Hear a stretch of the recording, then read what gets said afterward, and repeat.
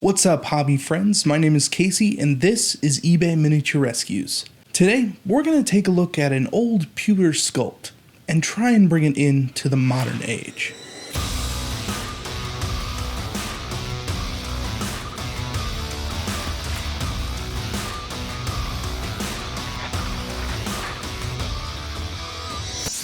Quite a while ago, a subscriber sent me this awesome Tau Shadowsun model.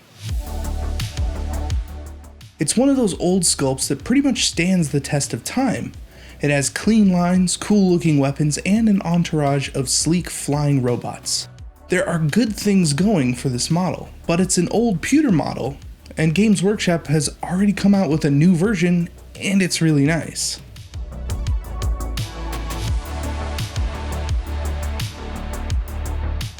So the question is, how do we take our old, outdated pewter models and make them look as good as the new plastic kits? Spoilers, we distract the audience from the model so they don't realize it's old and janky.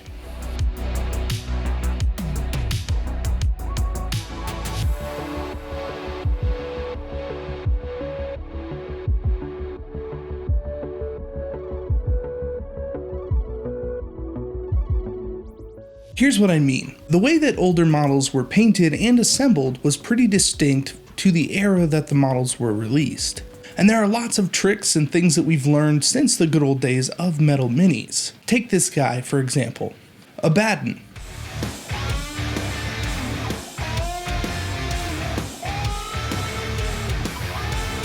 Oh Lord, I see what brings me here.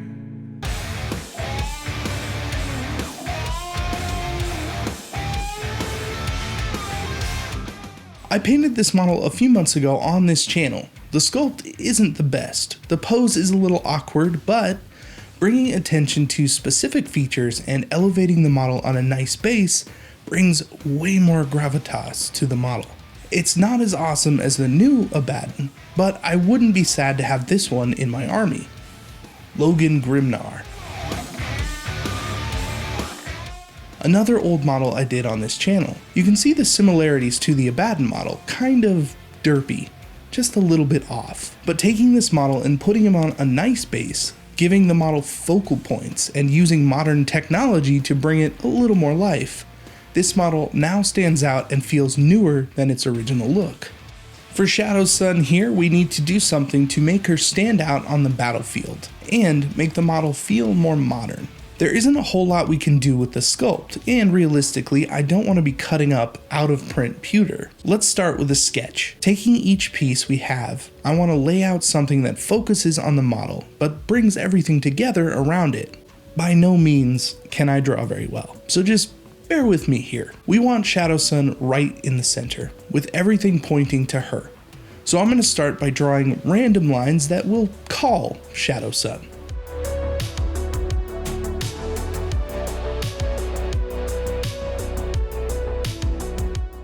Then, I think I want the drones kind of floating around her, using them as a framing device and drawing your eye towards the center. I also want to elevate her, so I'll put her on some kind of Tau-looking building or something like that.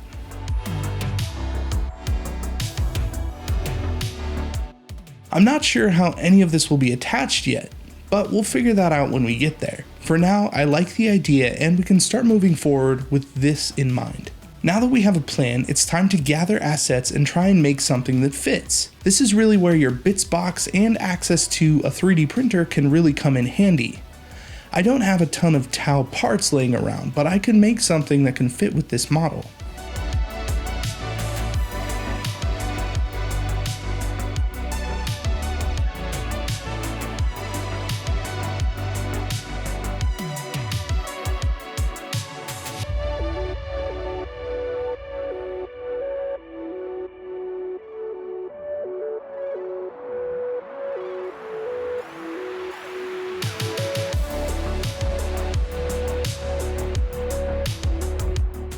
I went online and grabbed a few futuristic bits and put them together in a slicing program. Then I proceeded to print them out. I did double check the new Shadowsun model for the base size. She sits on a 50mm base, So I sized my parts to make sure that they would work with that base size. But most of the work is going to be done kind of by feel, and it depends on your bits.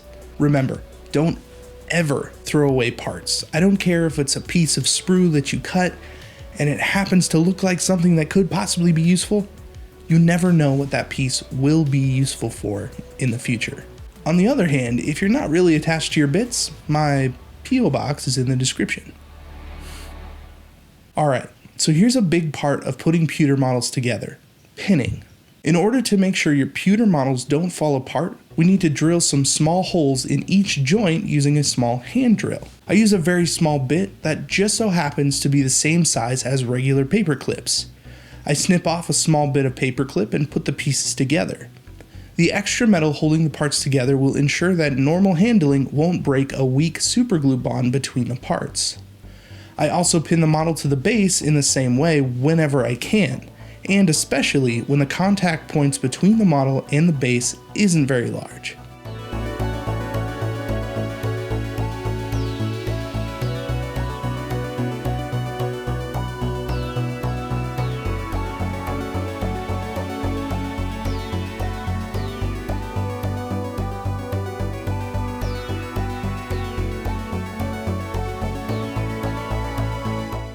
I was pretty lucky with the basing bits. They look perfect for a Tau model, and I think we'll be able to do some fun things with this generator when it comes time for paint.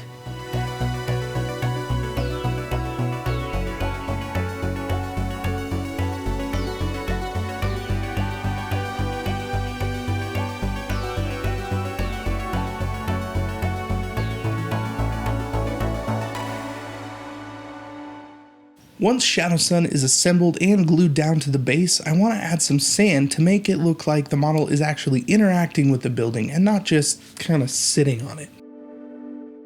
Using super glue and sand, I fill the gaps from the original pewter to the resin. It makes the parts look like they're one piece and adds another layer to the story.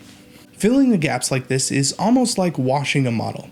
Everything settles into the recesses, bringing more life and detail to everything, letting everything blend together, giving off the impression that these parts belong together. It also adds a layer of similarity, which helps with that harmony, but most definitely acts as a filter to bring those parts together. Once we have the sand in place, I'm going to prime the model. That way we have everything locked in before we start to add anything else. This is more of a personal choice, since I'm not sure how the rest of the pieces will come together. If I don't think it's going to work, then this is a perfectly acceptable place to stop. But let's keep going and see what happens. I'm really liking how this model is turning out so far. It already feels like a massive step up from her original 25mm slotted base. In order to incorporate the drones, I ended up going with wooden dowels. Originally, I wanted something like a flexible metal tube or some kind of brass rod, but I couldn't find any of that in my local area, so a wooden dowel will have to do. I score the dowel where I want to cut it and break it off. The wood is pretty hard, so the break is clean. Then I take a hobby knife and shape the end at an angle. There's always a bit of back and forth with this because I want the drones to be in a specific place. So I cut several dowels and I made sure that they fit where I wanted them to. Then I drilled holes in each end and added a piece of paper clip. That way they were glued on and in the base. After attaching the drones, I came back in with some primer to finish them off. Now for painting, I'm pretty torn. I want this model to have a certain look to it, but I'm not really sure what that is. I also want to pick up a few more Tau models to also paint and have an even better comparison. So this week I'm going to test out a fun weathering technique on a kind of scrap part of base that I didn't end up using for the actual model. The first thing we're going to do is cover the model in brown paint. I'm using a brown primer, but priming with any color and then painting brown over the top will do the same thing. After that's dry, I'm going to give the whole thing a coat of varnish in order to protect this layer as much as possible. Then we're going to spray the whole thing down with hairspray. Spraying the whole thing down with hairspray is going to set us up for an awesome, easy chipping effect. Just make sure that the hairspray is dry to the touch before moving on to more paint. For this to work, we will need to put our other paint layers over the top of this, just as we would normally. I was thinking it would be really great to have an old Tau warband that was all chipped up, something kind of a bone color and maybe an older white. This way, any of the lenses and freehand markings can be any color, and that'll be kind of the unifier for the whole warband.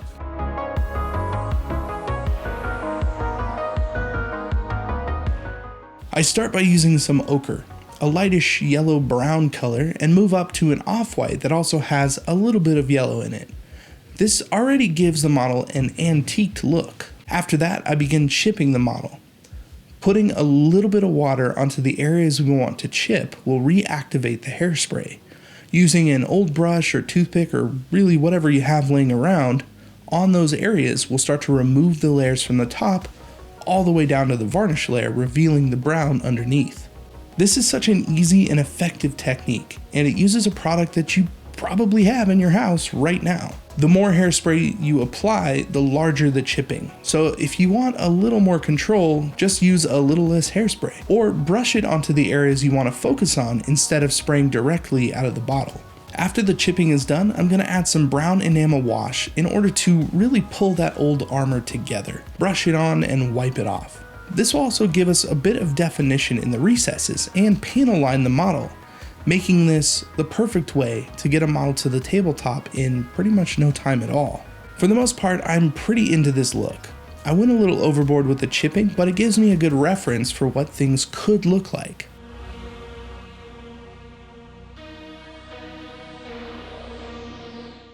The idea in this video is to try and show you that your old Pewter models can still have value. The new kits that come out are generally pretty incredible and very nice in comparison to the older models, but that doesn't mean you have to rush out and pick them up in order to use the model in your army. With a little bit of work and imagination, you can make these old models look brand new.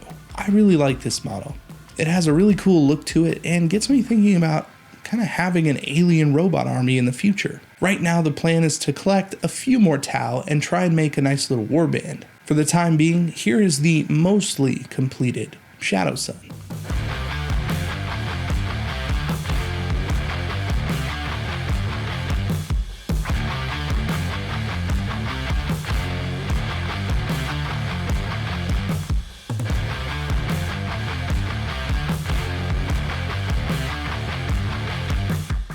Thank you once again for joining me on another miniature rescue. If you liked something about this video, please consider liking, sharing, and subscribing, as it really helps out the channel. Once again, I'm Casey, and I will see you in the next video.